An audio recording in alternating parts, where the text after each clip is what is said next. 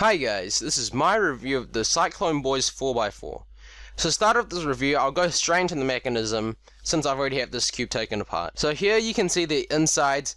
They have not dyed these parts because probably just to save cost. They have not dyed it black or white, this is just a primary color. And you can see there it has these pieces which are annoying to assemble when you disassemble this cube. And it has this big chunky bit. And you can see there, let me turn around this way. You guys can see that it has that.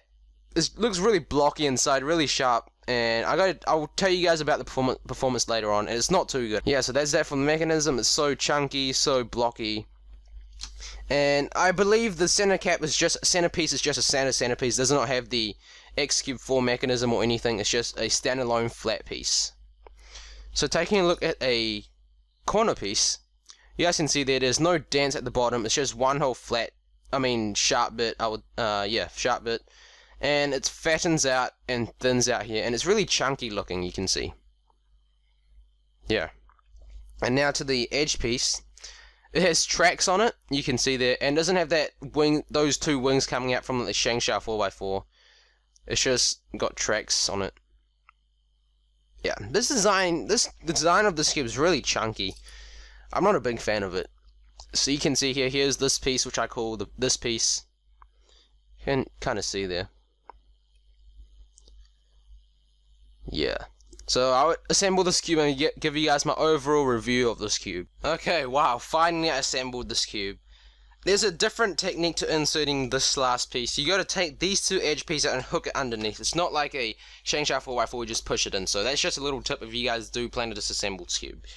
So, what did I do to this cube? Basically, I did not do any internal lube or anything. All I did, by that I mean the springs and washers, I did not lube those. I did not take this cube apart because I did not want to assemble this cube basically again. So what I did was basically took some lube, some silicone oil, and just put some in different places and Mario lube it up, and it does perform a bit better than it was out of the box.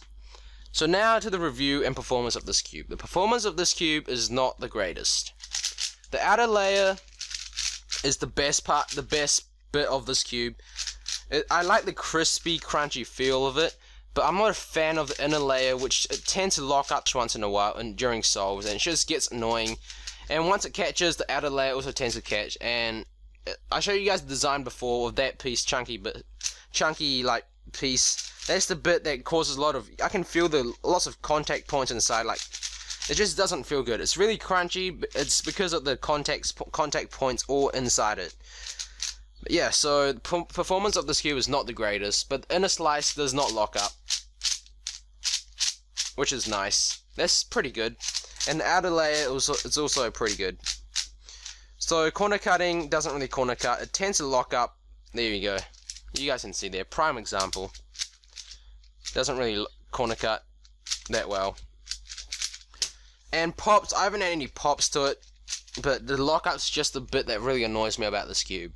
So would I recommend picking this cube up? No, not really. There's no need for a stickerless 4x4 unless you want to collect it, because you can't even use this cube in competition. But if you want one, might as well go purchase it. I would not recommend it myself. Save your money for something else. Maybe get a proper standard 4x4. And yeah guys, that's pretty much my review. Thank you guys for watching, and have a great day.